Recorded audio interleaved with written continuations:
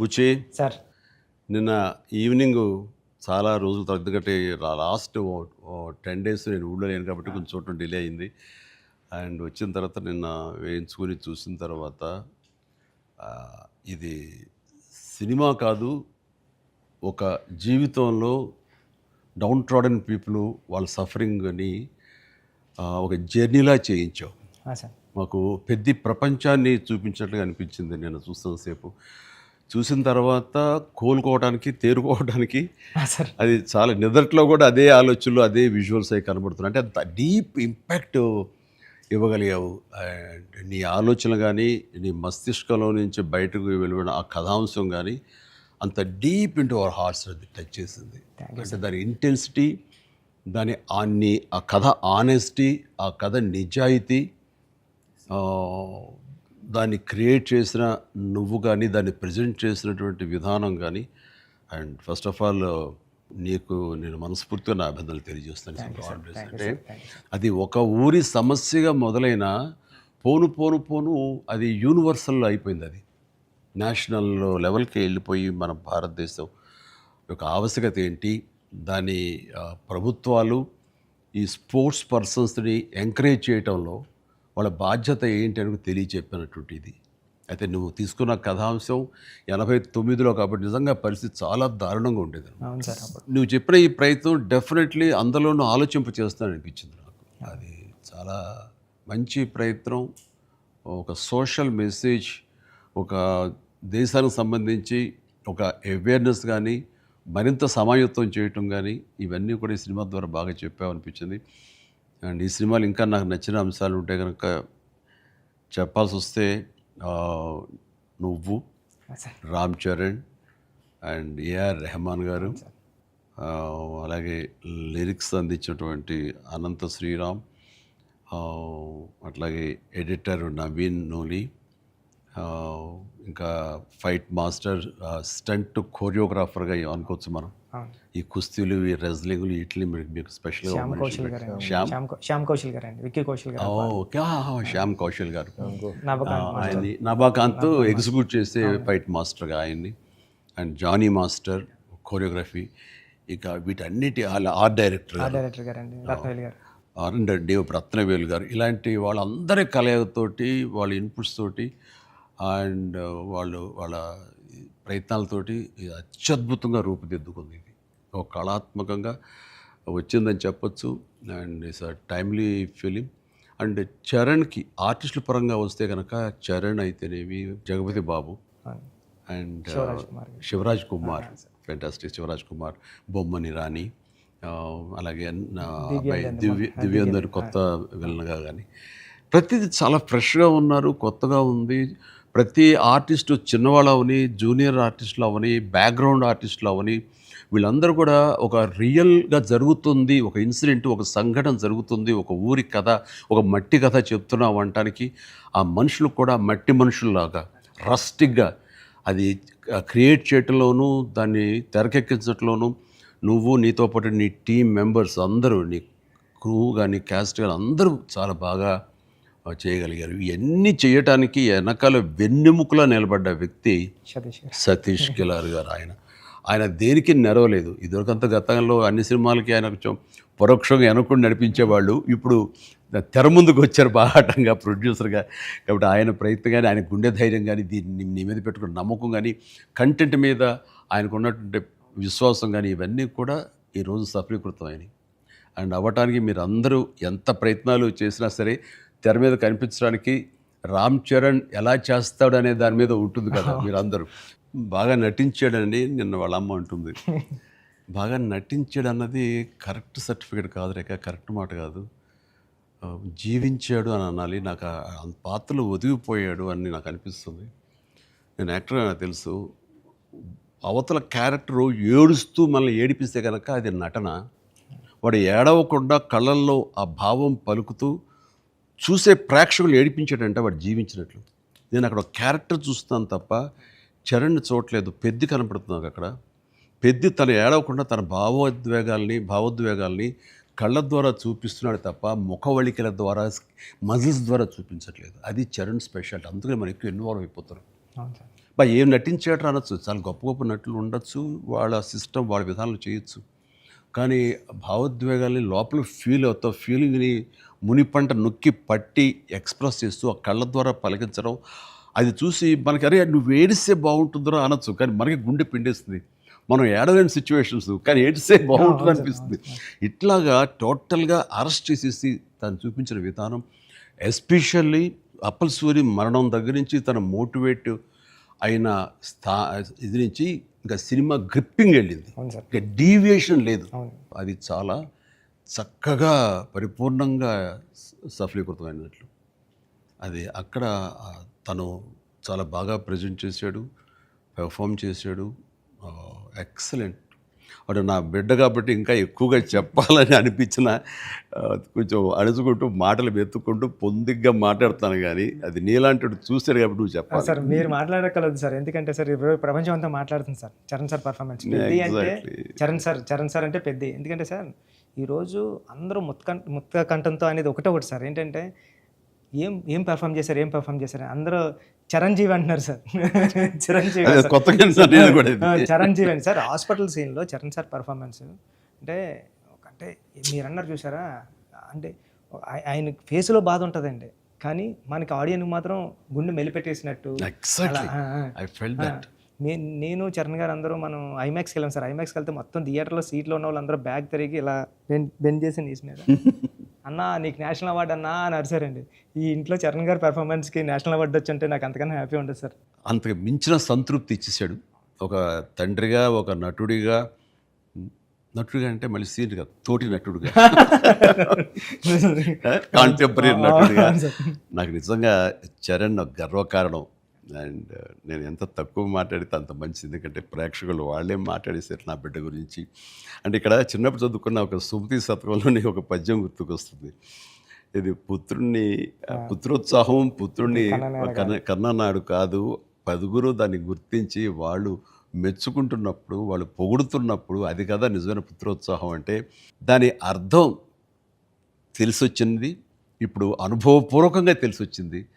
And I'm really proud of my son, Charan. I love him.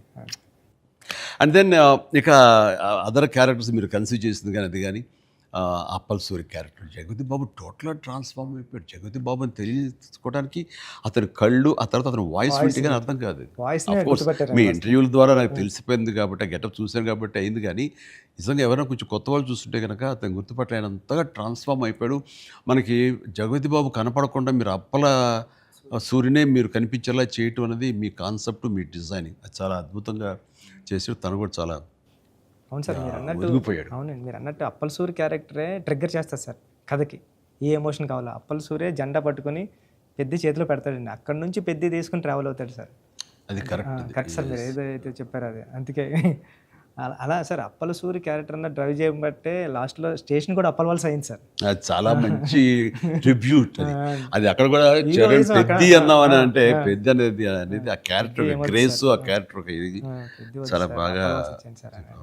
తర్వాత శివరాజ్ కుమార్ శివన్న ఆ character ఒప్పుకొని చేస్తాననటం అనేది ముందు అసలు ఫస్ట్ సక్సెస్ అది అదృష్టం నీకు.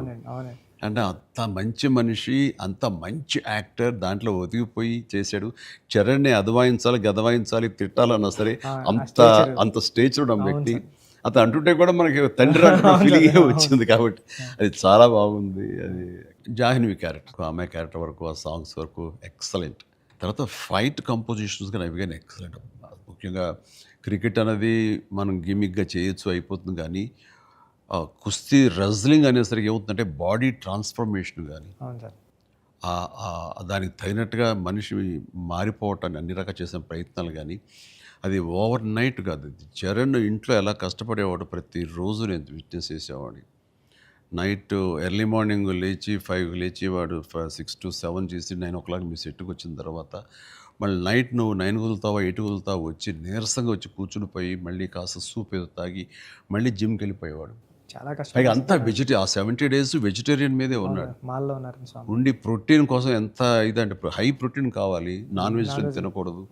దానికోసం ఎలా కష్టపడ్డాడు, ట్రెడ్మిల్లో జిమ్లో ఎలా ఇదయ్యాడు. అనేది చూస్తుంటే అబ్బా ఇంత అవసరమా, ఇంత కష్టపడాలా, మనం చేసాం కష్టమైన క్యారెక్టర్లు, రిస్కులు చేసాం, కానీ ఇంత చేస్తున్నాడు ఏంటి, దీని ప్రతిఫలం ఎలా ఉంటుంది అంటూ వాళ్ళ అమ్మ అయితే భగవంతుని దండం పెట్టుకుంటూ కోరుకుంటూ ఇంత కష్టపడి ప్రతిఫలం రావాలని. ఎందుకంటే అంత కష్టపడి జనం ఆమోదం పొందకపోతే మొత్తం అంతా ఇదైపోతుంది, వ్యర్థమైపోతుంది. ఇంకా కష్టపడితే ఇంతైనా ప్రతిఫలం అనే ఒక డిసప్పాయింట్మెంట్ వస్తుంది. కానీ ఇప్పుడు ఏంటంటే ఎంత కష్టపడితే అంత ఎప్రిసియేషన్ వస్తుంది అనేది ఈ పెద్ద క్యారెక్టర్ తన కష్టపడినందుకు, జనాలు దీన్ని యాక్సెప్ట్ చేసి వెల్కమ్ చేస్తున్నందుకు, నీరాజనలు పలుకుతున్నందుకు హ్యాట్స్ ఆఫ్.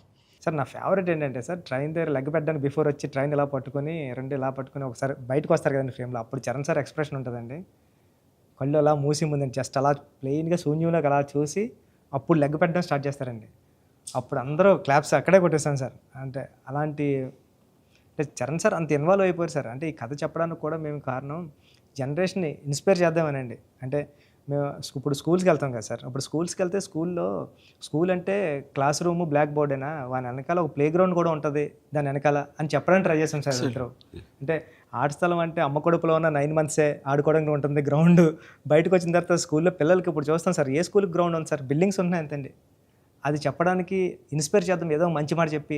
ముఖ్యంగా ఈ కార్పొరేట్ ఎడ్యుకేషన్ సిస్టమ్ వచ్చేసిన తర్వాత అండ్ ఎంతసేపటికి మార్కులు అనే దీంట్లో ఇంకా అసలు ఫిజికల్ యాక్టివిటీ లేకుండా పోతుంది. అందులో ఇప్పుడు ఈ బొమ్మని రాని ఒక మాట అంటాడు, చేతిలో వచ్చేసింది సార్ అంటాడు, అందులో ఎన్నో ఆటలు ఉన్నాయి సార్, ప్లే గ్రౌండ్ ఎవరు వెళ్ళట్లేదు సార్ అని. కానీ ప్రభుత్వాలు ఇప్పుడు మీరు అన్నటువంటి ఈ పరిస్థితి ఒకప్పుడు ఉండేది, కానీ ఇప్పుడు రాను బెటర్ అవుతుంది అన్నది. అవును సార్, చాలా బాగుంది సార్. ఇప్పుడు బట్ ఇంతకంటే ఇంకా గట్టిగా రావాలంటే మీరు ఇచ్చినటువంటి సలహా, సినిమాలు పెద్ద సినిమాలు ప్రభుత్వాలు సహకరించాలి, సర్కారు వాళ్ళు ముందుకు రావాలి. కాబట్టి ఈ సినిమా ఒక అవేర్నెస్ తీస్తుంది, ఒక ఎడ్యుకేషనల్ ఫిలిం పెద్ది, ఒక ఇన్స్పైరింగ్ కంటెంట్ ఉన్న సినిమా పెద్ది. ఈ సినిమాలో బిడ్డలకి మనం ఏమి ఇవ్వాలి, ఎలాగ మోటివేట్ చేయాలి, ఎలాగ ఇన్స్పైర్ చేయాలి, వాళ్ళు ఎలాగ పెంచాలి అనే దాని మీద ప్రతి ఒక్కళ్ళు ఫోకస్ పెట్టి స్ఫూర్తి పొందాలని మాత్రం నేను మనస్ఫూర్తిగా కోరుకుంటున్నాను, విష్ చేస్తున్నాను. Thank you sir, thank you sir. నేను సినిమా చూస్తూ ఏఆర్ రెహమాన్ గారి కంట్రిబ్యూషన్ ఎలా ఉందని చూడటంలో సౌండ్ని పెర్ఫెక్ట్గా వాడుకుంటారండి. అంటే ఆర్ఆర్ అంటే ఓన్లీ ఇంకా ఊకదంపుడు కొట్టేసి, ఎలివేషన్స్ కొట్టేసి ఆ రకంగా కొంచెం ఒరవడి ఇప్పుడు కొనసాగుతున్నా కొన్ని చోట చెల్లుతుంది. బట్ అన్ని వేళలా అది కరెక్ట్ కాదు. ఇది మన మనసులోని ఫీలింగ్ని బట్టి ఆయన కొడుతున్నాడని నాకు అర్థమైపోతుంది. గుండెని పిండే విధంగా మరింతగా ఆయన మనల్ని ఇన్వాల్వ్ చేస్తున్నాడు, మనకు ఆ ఫీలింగ్ని ఇవ్వగలుగుతున్నాడు. పెద్దలో పరిపూర్ణమైన న్యాయం చేశాడు. చెప్పాలంటే ఆయన మెయిన్ పిల్లర్గా అనుకోవచ్చు మనం. మీరు అనుకోండి మీ కంటెంట్ సార్. అంటే హీరో ఉండి ఎలివేషన్ ఇవ్వడం వేరు సార్. నేనేమనుకున్నానంటే చరణ్ గారు లేకుండా చరణ్ గారు స్టాచ్యూ చూపించి ఎలివేషన్ ఇద్దారు అనుకున్నాను సార్. అది అక్కడ కూడా రెహమాన్ గారు అలా లేపారు సార్, లేపారు మామూలు కాదు సార్, చాలా ఉంది. పైగా ఇది అఫ్కోర్స్ మీరు ఇంటర్వ్యూస్లో మీరు అన్నారు రెహమాన్ని ఎలా ఒప్పించావని చరణ్ చెప్తుంటేను అక్కడికి వెళ్ళిన బాడీ లాంగ్వేజ్ బట్టిను ఎవరైనా సరే అది. బట్ ఎవరికైనా సరే నువ్వు చెప్పే కంటెంట్ ఉంది, అది మెయిన్. కొంచెం విజ్ఞత, కొంచెం అవగాహన, ఆ సెన్స్ ఉండే ఎవరికైనా సరే ఆ కంటెంట్ నువ్వు చెప్పగానే దానికి డెఫినెట్లీ ఆమోదయోగ్యం, ఆమోద ముద్ర పడిపోతుంది. డిఓపి గారు అయితే ఆయన చాలా బాగా చూపించాడు. నువ్వు ఏదైతే ఒక మట్టి కథ అనుకుంటున్నావో, రస్టిక్ అనుకున్నావో, ఏమంటే ఆ రఫ్నెస్ అది మొత్తం కనిపించేలా చేశాడు. దాన్ని did his job very well. And తర్వాత ఇంకా మీ నవీన్ గారు అయితే టీజర్ దగ్గర నుంచి ట్రైలర్ దగ్గర నుంచి ఆగలేక ట్రైలర్ కూడా నేను చెప్పేశాను ముందు, అద్భుతం. ఈయన కటింగ్ తర్వాత నాకు బాగా నచ్చింది. ఆ డిజాల్వ్ అయ్యి వస్తుంది క్రికెట్ దగ్గర నుంచి రెజ్లింగ్కి, ఇవన్నీ ఇంటర్ రిలేటెడ్గా ఉంటాయి అని నేను చెప్పినట్టుగా చెప్పడం అనేది తన ఇది. అండ్ ఎన్ని చోట్ల బట్ సినిమాలో నెరేషన్లోనే మీరు బ్యాక్ అండ్ ఫోర్త్ వెళ్ళి చెప్తారు. ఇది అంటే బొమ్మన్ ఇరానీని ప్రేక్షకుని చేశారు. బొమ్మన్ ఇరానీకి ఎలాగైతే కథ అక్కడికి అర్థమవుతూ వస్తుందో సేమ్ ఆడియన్స్ అది మంచి కాన్సెప్ట్. ఇది ఎడిటింగ్ బ్యాక్ అండ్ ఫోర్త్ వెళుతూ చెప్పటం అన్నది ఇట్ ఈస్ మంచి ప్రయత్నం. And that way my heartfelt appreciation to Naveen నోలీకి.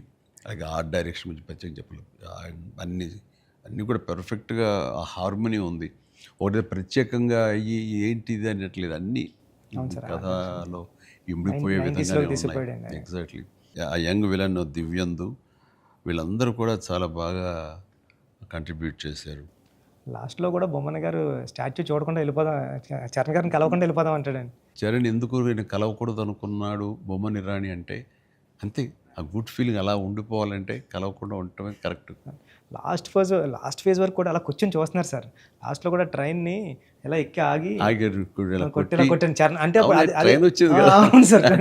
మరి ట్రైన్ ఉంది కదా ఎందుకు నడిపించావే బాబు అంటే మేము పడ్డ బాధ మీకు తెలియాలి అని చెప్పేసి. బాగుంది, మంచి సమ్మప్, అది బాగుంది. అంటే పెద్దిగాడి కోసం ఆ రోజు బండి ఆగింది సార్. మా జీవితాలు మొదలయ్యాయి.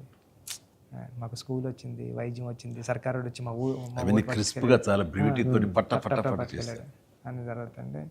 లాస్ట్లో మళ్ళీ వస్తారు కదండి చరణ్ గారు స్క్రీన్ మీదకి, పెద్ద నరుస్తాడు కదండి. అది ఎక్కడ బర్ణ వల్ల తెలియలేదండి ఎవరికైనా. బొమ్మన్ గారికి గట్టిగా పట్టుకుని పెద్ద అని అరిస్తే అప్పుడు కొండల మధ్యలో కుక్కను పట్టుకుని వెళ్తూ ఉంటారు. డిసప్పర్ అయిపోయింది అనుకోకుండా. అవును సార్, గుడ్ ఫీలింగ్. పుడతామేటి మళ్ళీ చూస్తావేటి మళ్ళీ ఇలాంటి సినిమాని ఇలాంటి సినిమాని మళ్ళీ చూస్తావేటి అనిపించింది. అది ఫెంటాస్టిక్. సతీష్ గారికి ఇది ఒక ప్రౌడ్ ఫిల్మ్ ఇది. అండ్ ఆయన ప్రైడ్. ఆయన ఇంకా తర్వాత బోల్డ్ సినిమాలు తీయచ్చేమో కానీ ఇది ఇచ్చేటటువంటి సాటిస్ఫాక్షన్, ఇది ఇచ్చే గుర్తింపు, ఇది ఇచ్చిన రెస్పెక్ట్ కానీ అది సతీష్ గారు యూ డిజర్వ్ దిస్. అండ్ దీని వెనకాల మీ సపోర్ట్, మీ ఇలాంటి సినిమా తీసినందుకు నాకు కూడా చాలా ప్రౌడ్. సార్ మీరు ఒప్పిన టైంలో చెప్పారు సార్ నాకు, డబ్బులు ఎలాగైనా వస్తే రెస్పెక్ట్ సంపాదించి ఫస్ట్ అని. ఈయన డబ్బులు ఎలాగైనా సంపాదించుకుంటారు. ఆయన ఉన్నటువంటి కన్స్ట్రక్షన్ అయితేనేవి, అనుకున్నటువంటి డిజిటల్ ఐటీ వలన అయితేనేవి. కానీ ఈ సినిమా ద్వారా గుర్తింపు, ఒక రెస్పెక్ట్ వచ్చింది. అది ఈయన ఫుల్గా ఎంజాయ్ చేస్తున్నారు. బికాజ్ ఆయన సపోర్ట్ ఈ సినిమాకి అంతగా ఇచ్చారు. నువ్వు అనుకున్నవన్నీ కూడా ఆయన నీకు అమర్చారు. ఈయన పూర్తి న్యాయం చేశారు ఆయన. సతీష్ సార్కి నాకు లైఫ్లో ఫస్ట్ మూవీ అన్నట్టు సార్. ఇది వృద్ధికి ఇది ఎప్పటికీ మర్చిపోలేము సార్, ఈ రిలేషన్ని. దీనంతా నువ్వు చేస్తావే, నువ్వు ఆ టైప్ ఆఫ్ ఆలోచన డైరెక్టర్ సార్. మీరు నాకు ఉప్పిన ఇచ్చారు సార్ ఫస్ట్, చరణ్ సార్ ఏమో పెద్ద ఇచ్చారు సార్. మీతో కూడా ఒక ఛాన్స్ అవ్వండి సార్, చేస్తాను ఎప్పుడైతే అప్పుడు. నువ్వు అలా పరిగెత్తమని, దూకమని, వైర్లతోటి అంటే సార్. సార్ మీరు ఇప్పుడు కూడా చేస్తున్నారు సార్. ఇప్పటికి వైర్లు కడుతుంటారు, పైకి లేపుతుంటారు, పల్టీలు కొట్టిస్తుంటారు. మొన్న శంకర ప్రసాద్ దీంట్లో కూడా చేశాను. పని అవసరం వచ్చేసరికి దేనికి నెరవం, దేనికి వెనకం చేసే పరిస్థితి లేదు. ఇంకా ఒకసారి ఎన్ని వైర్లు కట్టి అన్నీ ఇవైపోయింది, కవిలిపోయింది. చరణ్ చూశాడు ఇంట్లో, ఏంటిది అన్నాడు. వైర్లు కట్టి లేపారు. ఇంకా వైర్లు ఇంటికి కడుతున్నారా, వాళ్ళు పిలిచి డ్యాంగ్ అలా కష్టపడతారంటే మీరు అదేదని తిట్టాడు. మరి లేదురా వాళ్ళు కాదురా, డూప్ సరిగ్గా చేయలేదని ఆయన తీసేసి నేనే చేశాను రా షార్ట్ అని. వాళ్ళు అదే డాడీ చేస్తారన్నారు అని. అంటే చరణ్ ఇందులో ఎంత కష్టపడ్డాడు అనేది నేను చెప్పాల్సిన అవసరం లేదు. ఆడియన్స్ ఆల్రెడీ వాళ్ళ క్యారెక్టర్ ద్వారా వాళ్ళే గుర్తించారు. వాడు ప్రతిరోజు అలసిపోయి ఇంటికి వచ్చి నీరసించి అలా కూర్చున్న ప్రతిసారి నాకు మా నాన్నగారు నాతో ఏమన్నారో, నన్ను ఏమనేవారో అది గుర్తుకొచ్చేదనమాట. అంటే దొంగ అనే సినిమాలో 8 అంతస్తుల ఒక హోటల్ పైన పారపెట్ వాల్ మీద నేను రోల్ చేస్తూ వెళ్ళినప్పుడు కింద స్లిప్ అయితే మాత్రం ఇది ఇప్పట్లా వైర్లు ఇలాంటి సేఫ్టీ డివైస్లు ఏమి లేవు. మొండితనంతో చేయటం అనమాట. అట్లాగే ట్రైన్ కింద పడుకొని గోండా సినిమాలో వెళ్తుంటే ఒక 3 ఇంచెస్ ఎవేగా బాడీ కానీ లూజ్ అయితే కంకరాలు కొట్టుకుపోయేవి. నా బలంతో ఉండాలి తప్ప ఇంకో హార్నెస్ కానీ అది కానీ లేదనమాట. ఇవన్నీ మా నాన్నగారి దగ్గర నుంచి చూసి ఇంటికి వచ్చేసి చాలా బాధపడేవాళ్ళు. తిట్టేసాడు. కోపంలో బాధ ఎలా ఉంటుందంటే బూతులు తిట్టేసేవారు. అలా చేయాలా అంటే ఏదో కొంచెం చెప్పకూడదు కొంచెం అలా తిట్టేసేసి ఆయన చేసేవారు. తప్పదనా దాందే ఉంది చేయాలి, లేకపోతే ఎలా కనపడదు రిజల్ట్, ఎలా మరి ఫ్యాన్స్ ఇచ్చేయాలి కదా వాళ్ళు ప్రేక్షకులు అని అప్పట్లో ఏం మాట్లాడేవాడిని. లేదురా రేపు పొద్దు నీకు కొడుకు పుట్టి, అప్పుడు ఇంకా చరణ్ పుట్టలేదు ఆ టైంకి, నీకు కొడుకు పుట్టి వాడు యాక్టర్ అయ్యి హీరో అయ్యి వాడు ఇలాగే కష్టపడుతారు అప్పుడు తెలిసి వస్తారా మా ఫీలింగ్స్ ఏంటో నీకు అనేవాళ్ళు. నిజంగా నీ పెద్ద సినిమాకి చేసి వాడు అలసిపోయి వచ్చి కూర్చుని ఈ మణికట్టు దెబ్బ తగిలిందని కానీ కంటి మీద దెబ్బ తగిలి రక్తం ఇదే ఇచ్చింది దాని కుట్లు పడ్డాయి అన్నప్పుడు కొంచెం ఒక హాఫ్ ఇంచ్ క్వార్టర్ ఇంచ్ కిందకి వెళ్తే కంటి గుడ్డేమవుతుందో అనే పరిస్థితి అన్నీ తెలిసినప్పుడు మాత్రం బాధపడి వ్యక్తం చేయబోయాను. నాకు మా నాన్నగారు మాట గుర్తుకొచ్చింది. ఆయన ఎంత బాధపడి ఉంటారు అని చెప్పేసి అదే బాధ ఈరోజు నేను వాడు కష్టపడి వస్తుంటే మాత్రం నాకు ఉండే పిండిన ఫీలింగ్ ఉంది. అయితే సినిమా చూసిన తర్వాత కొన్ని ఎపిసోడ్స్ గురించి చెప్పాల్సి వస్తాయి. ఇందులో ఇంటర్వెల్ నుంచి మాత్రం సినిమా మనిషిని కట్టిపడేసింది, ప్రేక్షకుడిని తారాస్థాయికి తీసుకెళ్ళిపోయింది. ఎమోషనల్ జర్నీ చేయించి ఒక రోలర్ కోస్టర్ రైడ్ లాగా చేయించి అప్ అండ్ డౌన్ చేయించి పినాకిల్ ఇంకా తారాస్థాయికి తీసుకెళ్ళి అక్కడ వదిలిపెట్టారు సినిమాని. ఆటల్లో ముఖ్యం చెప్పాలంటే హాస్పిటల్ సీన్ బుచ్చి నా భూతో నా భవిష్యత్తు తలుచుకో నాకు ఇంకా గురిపాడు వస్తుంది, గూస్ బంప్స్ వస్తున్నాయి. అసలు హాస్పిటల్ సీను వాడి నటనకి మాట్లాడుతూ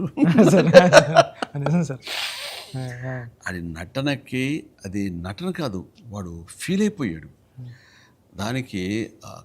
అక్కడి నుంచి నా కంట తడి తడి తడి లాస్ట్ వరకు ఆగలేదు. All the appreciation, all the blessings, God bless him, God bless him. దానికి చక్కటి అంత మంచి క్యారెక్టర్ ఇచ్చినటువంటి నీకు hats off, hats off. Thank you sir. ఒకసారి ఎస్పి బాలసుబ్రహ్మణ్యం ఆయన నువ్వు ఒకప్పుడు ఆపద్బాంధవుడు చేసావు, ఇంకోసారి రుద్రవేణి చేసావు, అలాగే చాలా సినిమాల్లో నీ పెర్ఫార్మెన్స్ అనేది తెలుసు. కానీ ఎక్కువ కమర్షియల్ వైపు వెళ్ళిపోతున్నావు చిరంజీవి. నీలో పొటెన్షియాలిటీ ఉంది. ఎప్పుడో బాలసుబ్రహ్మణ్యం మన కె బాలచంద్ర గారు అన్నది కూడా అతను ప్రస్తావిస్తూ నీలో ఒక కమలాసనం రజనీకాంత్ అందరి కలయిక ఉంది అంటే ఏదో మాట్లాడుతూ రావాలి సినిమాలు అంటే. అలాంటి కంటెంట్ తోటి మనవాళ్ళు వస్తే కనుక ఎందుకు చేయను, చేసే కెపాసిటీ ఉంది, చేయగలను నమ్మకం నాకు ఉంది, రావాలి అంటే నువ్వు చేయలేనిది చూడండి ఏమి లేదు అని అన్నప్పుడు నాకు అవకాశాలు రాని టైంలో హిందీలో ఒక డంగల్, ఒక చెక్దే వచ్చినప్పుడు వాళ్ళ పెర్ఫార్మెన్స్ అది చూసినప్పుడు ఇలాంటి కదా నాకు కావాలని కోరుకున్నాను. కానీ అలాంటి కంటెంట్ తోటి డైరెక్ట్లో వస్తేనే కదా మనకు ఏదైనా ఛాన్స్ అవకాశం ఉండేది. అలాంటి వచ్చినప్పుడు ఆ సినిమాకి ఇప్పుడు ఈ సినిమా కూడా అలాంటి స్పోర్ట్స్ నేపథ్యంలోనే వచ్చింది. ఆ సినిమాల్లో దంగల్ తీసుకుందాం, అది ఫ్యామిలీ ఎమోషన్ అది. అండ్ దోస్ కుస్తీకి సంబంధించిన రజనీకి సంబంధించిన ఫ్యామిలీ ఆడబిడ్డల వాళ్ళ ఇంటర్నల్ డ్రామా గుండెని కట్టిపడేస్తుంది, పిండేస్తుంది. అండ్ నీ సినిమా ఈ పెద్ద వచ్చేసరికి రస్టిక్ స్పోర్ట్స్ డ్రామా అండ్ అవేర్నెస్ని మోటివేట్ చేస్తూ ఒక రకమైన ఎడ్యుకేటివ్ ఫిలిం ఇది. ప్రతి ఒక్కరికి, ప్రభుత్వాలకి అయితేనేవి, చిన్నపిల్లలకి, తల్లిదండ్రులకి, ప్రేక్షకులకి అందరికీ ఒక అవేర్నెస్ ఆలోచింపచేసే సినిమా ఇది. అందుకని అవి క్లాసిక్ స్పోర్ట్స్ డ్రామాలైనా ఇది రస్టిక్ ఒక గ్రామీణ నేపథ్యంలో ఉండేటటువంటి మట్టి కథ, మట్టి గేమ్స్, మట్టి మనుషుల కథ ఇది. అందుకనే దీనికి ఎక్కువ లాంజివిటీ ఉంటుంది, దీనికి ఎక్కువ ఆదరణ ఉంటుందని నా భావన. అండ్ దట్ వే ఇలాంటి కథ చరణ్ రావటం అనేది నేను మిస్ అయింది, చరణ్ పొందాడు. కాబట్టి ఆ అవకాశం వచ్చింది కాబట్టి కొంతమంది చిరంజీవిని మించిన వాడు చరణ్ అంటున్నారు, ఒప్పుకుంటున్నారు మనస్ఫూర్తిగా. కానీ ఒక తండ్రిగా గర్వంగా ఉంది, ఒక నటుడిగా కొంచెం కష్టంగా ఒప్పుకోవాల్సి వస్తుంది. చాలా బాగా చేసేవారు చరణ్, లవ్ యూ. గ్రామీణ వాతావరణం ఈ నేపథ్యంలో కథల్లో అఫ్కోర్స్ మీ గురువు గారు సుకుమార్ పెట్టింది పేరు. సుకుమార్ సినిమా రంగస్థలం కానీ ఇప్పుడు ఈ సినిమా ఇది చూసినప్పుడు నాకు అఫ్కోర్స్ నిన్న మొన్న చనిపోయారు, దివంగతులయ్యారు భారతిరాజా గారు. కొద్ది రోజుల క్రితం నేను భారతిరాజా గారు కూడా ఈ బుచ్చి సుకుమార్ లాగానే ఆలోచిస్తారు. ఆయన 16 వయదునీళ్ళ దగ్గర నుంచి మొదలు మర్యాద కానీ ఇలాంటి సినిమాలన్నీ, నా ఆరాధన సినిమా ఇవన్నీ కూడా చూస్తాను. నేను డిస్కస్ చేసుకుంటున్నాను. ఆ 2 డేస్లోనే నిన్న మొన్న ఆయన చనిపోయారని తెలిసిన ఇది డ్యూ రెస్పెక్ట్ ఆయనకి మనస్ఫూర్తిగా మనం ఆయన ఆత్మశాంతి చేకూరాలని ఈ సందర్భంగా కోరుకుంటున్నాను. అండ్ ఆయన ప్రస్తావన ఎందుకు వచ్చిందంటే అలాంటి సినిమాలకు ఆయన పెట్టింది పేరు. అదే రొమాంటిక్ సినిమాలు అవని, లేకపోతే drama Avani, family drama Avani. And very good. ఆయన గ్రౌండెడ్. అలాగా మళ్ళీ సుకుమార్ గారు మీరు మన తెలుగులో అంత గ్రౌండెడ్ ఫిల్మ్స్ తీస్తుంటారు. మీ ఆలోచన అవి కానీ రస్టిక్గా ఉంటాయి, రూరల్గా ఉంటాయి, గ్రామీణానికి సంబంధించినవి ఉంటాయి. అట్లాగా ఆయన ఆ, ఈ ఈ ఇందులో మనస్ఫూర్తిగా నేను ఇలాంటి ఒక శిష్యుడికి ఇన్స్పైర్ చేసి ఇలాంటి మంచి కథ ఎన్నుకోవడానికి, ఆలోచించుకోవడానికి ఒక కథకుడుగా, ఒక డైరెక్టర్గా ఆ, నువ్వు అతనితో అసోసియేట్ అయ్యి నువ్వు నేర్చుకున్నందుకు, నేను ఇన్స్పైర్ చేసేందుకు, నీలాంటి వ్యక్తిని ఈ పెద్ద ద్వారా మాకు ఇచ్చినందుకు అండ్ మనస్ఫూర్తిగా నీ సందర్భంగా సుకుమార్కి నేను నా అభినందనలు తెలియజేయాలి. సుకుమార్, ఒక మెట్లో మాణిక్యాన్ని ఇచ్చావు. Thank you so much. Thank you sir.